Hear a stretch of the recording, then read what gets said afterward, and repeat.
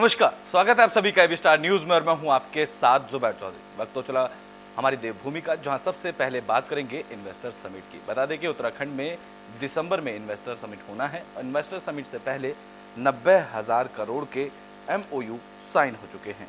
तो दिसंबर महीने में होने वाले ग्लोबल इन्वेस्टर समिट से पहले राज्य सरकार 90,000 करोड़ के MOU साइन कर चुकी है। उत्तराखंड में निवेश के लिए अहमदाबाद से 50 औद्योगिक समूह के साथ 20,000 करोड़ रुपए के करार हुए।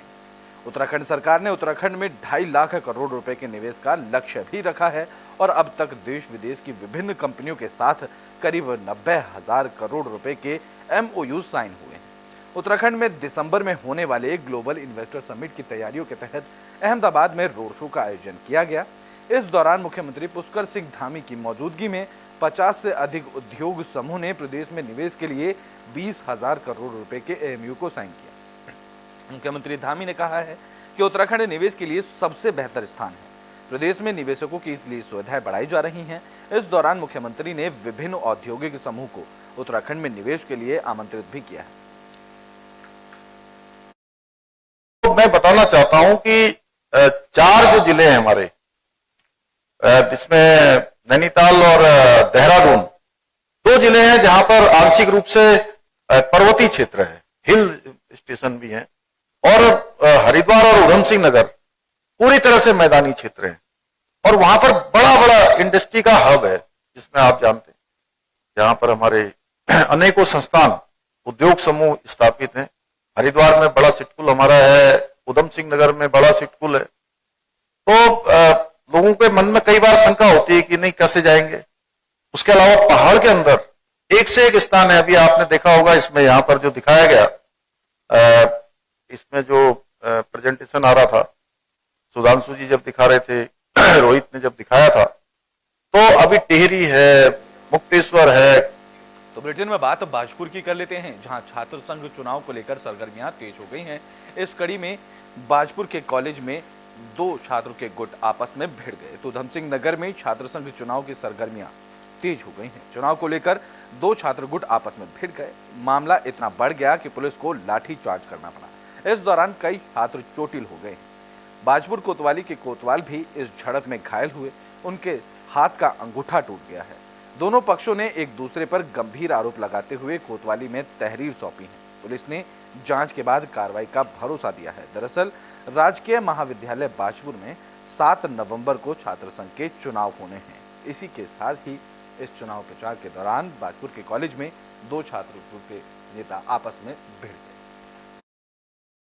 उसी के परिप्रेक्ष्य में छात्र संघ के 2 गुट परसों रात्रि के 10 बजे के लगभग जो है मंडी, ये गल्ला मंडी है बाजपुर में, वहाँ पर जो है 2 गुट आपस में ये भिड़ गई है, जिसमें हमारे कोतवाली में जो है सूचना मिली, जिसमें हमारा पुलिस फोर्स वहाँ मौके पर गया। इनकी आपस में जो है लाठियां चल रही थी, तो पुलिस वहाँ पर पहुँचने पर जो है उन्होंने उन लोगों को इधर उधर खदेड़ा, जिसके बाद जो है वो शांत हुए थे।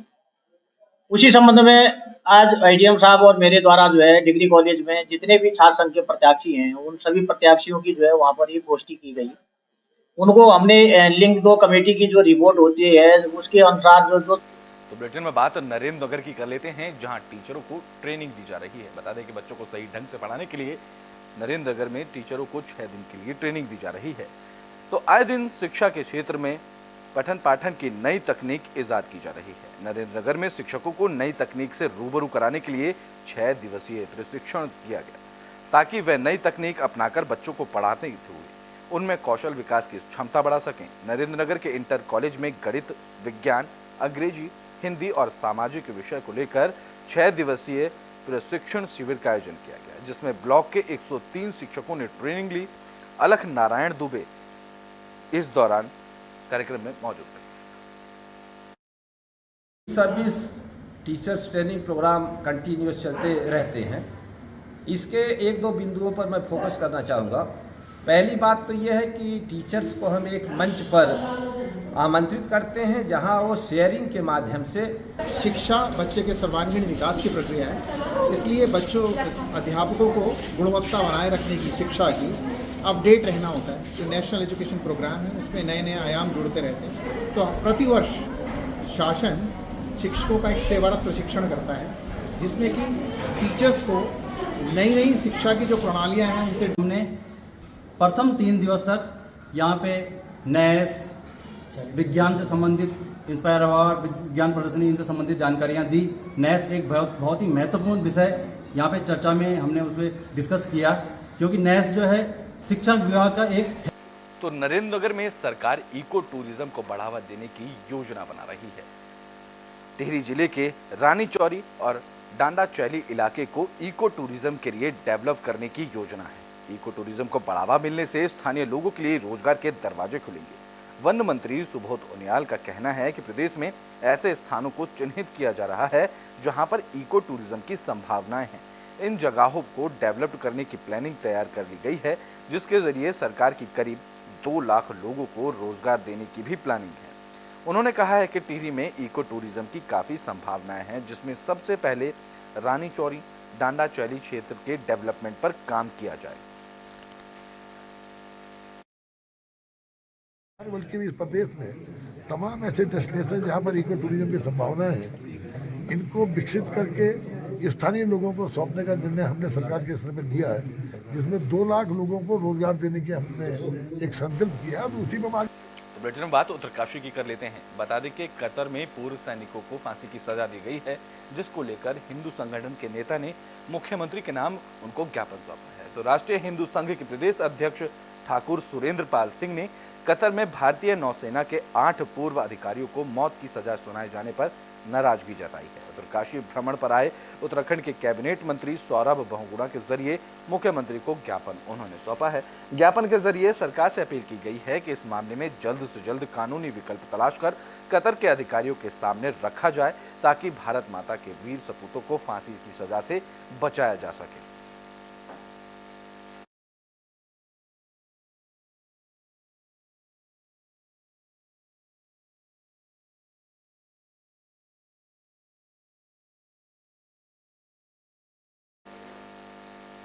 बुलेटिन में बात बागेश्वर की कर लेते हैं, जहां कांग्रेस नेता ने मुख्यमंत्री के नाम ज्ञापन सौंपा है।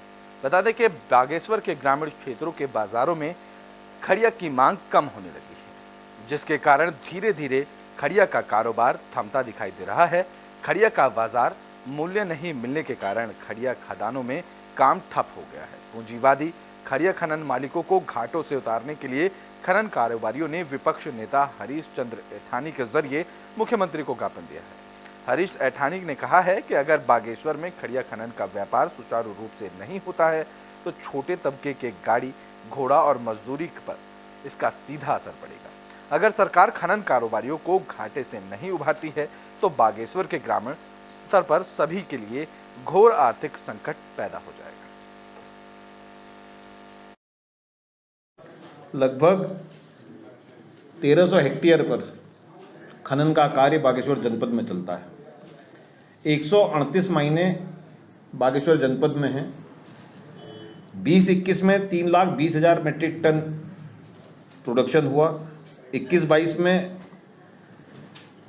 3,80,000 मेट्रिक टन हुआ। 22-23 में 4,80,000 मेट्रिक टन होने के बाद खनन उद्योग से 23-24 का जब नंबर आया, आज 95% माइन ओनरों ने उद्योगों ने खनन उद्योगों के लोग। तो रुड़की में रबी कृषि महोत्सव के तहत कार्यक्रम का आयोजन किया गया है। बता दें कि चमोली जिले के गोपेश्वर जिला पंचायत में रबी कृषि महोत्सव का आयोजन किया गया, जिसका शुभारंभ जिलाधिकारी हिमांशु खुराना ने किया। महोत्सव में विभिन्न क्षेत्रों से आए स्वयं सहायता समूह की महिलाओं ने अपने अपने उत्पादकों के स्टॉल लगाए। स्थानीय लोगों ने इस दौरान कहा है कि समूह की तरफ से तैयार किए गए अलग अलग उत्पादकों को बाजार में सही केंद्र मिले तो आजीविका के लिए बड़े माध्यम बन सके। इस दौरान जिलाधिकारी ने बताया कि जिले के सभी विकास खंडों में कृषि रथ जाएंगे। कृषि उद्यान, पशुपालन के साथ सभी रेखीय विभाग के अधिकारी, कर्मचारी, व्यापारियों को व्यवसाय में नए तौर तरीके और वैज्ञानिक तकनीकों के आधुनिक तकनीकों से खेती करने की जानकारी भी किसानों को दी जाएगी। मेरा नाम श्रीमती देवेश्वरी देवी है। आप आपका जो स्वयं सहायता समूह है उसका नाम क्या है और किस तरह के उत्पाद आप बेच रहे हैं और कितना फायदा आपको लग रहा है? हमारे समूह का नाम एकता स्वयं सहायता समूह है और हम पूरी जैविक खेती। देखिए, आज ही कृषि विभाग द्वारा आयोजित कृषक महोत्सव जो पूरे प्रदेश स्तर पर आयोजित किया जा रहा है और हर जनपद में और न्याय पंचायत स्तर पर भी इस कार्यक्रम को आयोजित किया जा रहा है। और आज के टाइम पे जैसे 2023 को इंटरनेशनल ईयर ऑफ मिलेट्स में घोषित किया गया है, तो उसमें हमारे जनपद में कई ऐसे उत्पाद हैं जो इसकी श्रेणी में आते हैं, जैसे मंडवा है। तो दिल्ली में 5 नवंबर को संविधान बचाओ महारैली का आयोजन होना है। इसको लेकर उत्तराखंड परिसंघ की प्रदेश मीडिया प्रभारी के नेता ने जानकारी दी है। तो पौड़ी अखिल भारतीय परिसंघ के तत्वाधान में आगामी 5 नवंबर को दिल्ली में संविधान बचाओ महारैली होने जा रही है। उत्तराखंड परिसंघ की प्रदेश मीडिया प्रभारी शैलजा सिंह आर्य ने बताया है कि अखिल भारतीय परिसंघ के राष्ट्रीय अध्यक्ष उदित राज के नेतृत्व में हर साल लाखों की संख्या में बहुजनों के हक अधिकारों के लिए विशाल रैली का आयोजन होता है। उन्होंने बताया कि वर्तमान में बैकलॉग के रिक्त पदों पर प्रमोशन में आरक्षण समेत कई तमाम मुद्दों को लेकर दिल्ली के रामलीला मैदान में 5 नवंबर को महारैली का आयोजन किया जाएगा, जिसमें लाखों की संख्या में पूरे देश भर से बहुजन समाज के लोग इकट्ठा होंगे और अपने अधिकारों की आवाज बुलंद करने का काम करेंगे। सबसे पहले तो आपके चैनल का बहुत बहुत धन्यवाद कि आप आए और आपने कवर करने का प्रयास किया। जैसा कि मैं आपको बता दूं कि लगातार ही दलित उत्पीड़न बढ़ता ही जा रहा है और इसी के ही संदर्भ में 5 नवंबर 2023 को अखिल भारतीय परिसंघ के बैनर तले डॉक्टर उदित राज जी के नेतृत्व में दिल्ली के रामलीला मैदान में एक भव्य संविधान बचाओ महारैली का आयोजन होना है। तो आपके चैनल के माध्यम से उत्तराखंड के समस्त जागरूक लोगों को मैं आह्वान करना चाहूँगी कि आइए और जुड़िए इस रैली के साथ। जैसा कि मैं आपको बता देना चाहती हूँ कि 15 अगस्त 2023 को आर्थिक सलाहकार परिषद के अध्यक्ष विवेक देबरॉय जी, जो कि हमारे प्रधानमंत्री जी के बहुत ही करीबी हैं, उनके द्वारा द मिंट पे एक लेख प्रस्तुत किया गया है कि भारतीय संविधान को बदलने की आवश्यकता है। तो ये हमारे लिए बहुत ही संकट का समय है कि हमारे संविधान के साथ छेड़छाड़ करने की जो। तो बुलेटिन में बात उत्तरकाशी की कर लेते हैं, जहां बहुउद्देशीय शिविर का आयोजन किया गया। तो उत्तरकाशी में मोरी ब्लॉक के फेताड़ी गांव में बहुउद्देशीय शिविर का आयोजन किया गया। बता दें कि यह शिविर पौराला विधायक दुर्गेश्वर लाल ने लगाया था। शिविर में ग्रामीणों ने 40 शिकायतें रखी, जिनका विधायक ने जल्द समाधान करने का आश्वासन दिया। ग्रामीणों ने जखौल लेवाड़ी निर्माणाधीन मोटर मार्ग का कार्यदायी संस्था के खिलाफ मुकदमा दर्ज कराने की भी मांग की। सड़क का निर्माण कार्य लंबे वक्त से अधर में होने पर विधायक ने नाराजगी भी जाहिर की। आज 5 गांव के ग्राम पंचायत फिताड़ी में जो एक बहुउद्देशीय शिविर कराया गया, जिसमें कि जिला स्तर के सभी अधिकारी यहाँ पे मौजूद थे और ख़ास करके पूरे 5 गांव की जो मेन समस्याएं थी वो सड़क को लेके थी और लोगों का बड़ा रोष था, क्योंकि जो विभाग है, वेबकॉस विभाग है, जो कार्यदायी संस्था है, उसकी लापरवाही की वजह से यहाँ पे लोग जो है समस्याओं को झेल रहे हैं। लेकिन आज अपर जिलाधिकारी उत्तरकाशी भी थे, एसडीएम परोला भी थे और सभी जितने भी अधिकारी और विभागों के अध्यक्ष थे वो सभी लोग यहाँ पे अवेलेबल थे। आने वाले समय में ये तो बुलेटिन के आखिरी में बात तो नरेंद्र नगर की कर लेते हैं, जहां वन मंत्री सुबोध उनियाल ने अधिकारियों के साथ बैठक की है। तो नरेंद्र नगर के शहरी हिस्से को वन भूमि में दर्शाए जाने पर क्षेत्रीय विधायक और प्रदेश के वन मंत्री सुबोध उनियाल ने अधिकारियों के साथ बैठक की।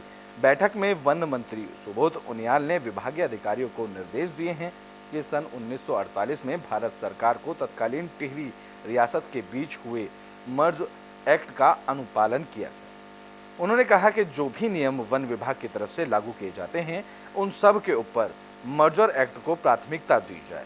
बैठक में मंत्री ने कहा कि जिला स्तर पर गठित समितियां अपना निर्णय जल्दी दें और अगर मामला शासन स्तर और राज्य स्तर का है तो उसे तत्काल आगे बढ़ाया जाए।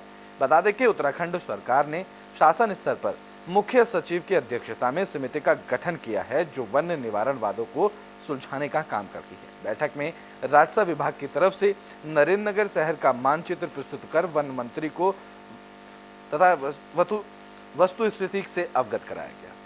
इस अवसर पर वन मंत्री ने बयान भी दिया। उन्होंने कहा कि प्रदेश में पर्यटन डेस्टिनेशन क्षेत्रों को विकसित कर लोगों को रोजगार मुहैया सरकार की तरफ से कराया जाए। आज़ादी के 75 साल के बाद भी ये प्रश्न अभी अनटल थे, तो अब इसको लेकर के क्या, तो आज जो दूसरी मीटिंग बुलाई थी जिसमें रेवेन्यू विभाग के द्वारा 227 हेक्टेयर जमीन जो राजा को दिखाई गई है मर्यादा एक्ट में, उसको डिमार्केट इन्होंने किया है। इसके अलावा जो 100 हेक्टेयर के आसपास जो सरकारी संपत्तियां और स्थानीय लोगों की मलकियत है, उसको भी ये अगले 10 दिन में पूरा कर देंगे। और इसी दौरान वन विभाग भी ये अपनी पूरी की पूरी बाउंड्री को देख के इसको 15 दिन। तो उत्तराखंड के बुलेटिन हमारी देवभूमि में अभी के लिए बस इतना ही। देश और दुनिया की तमाम खबरों के लिए देखते रहें एबी स्टार।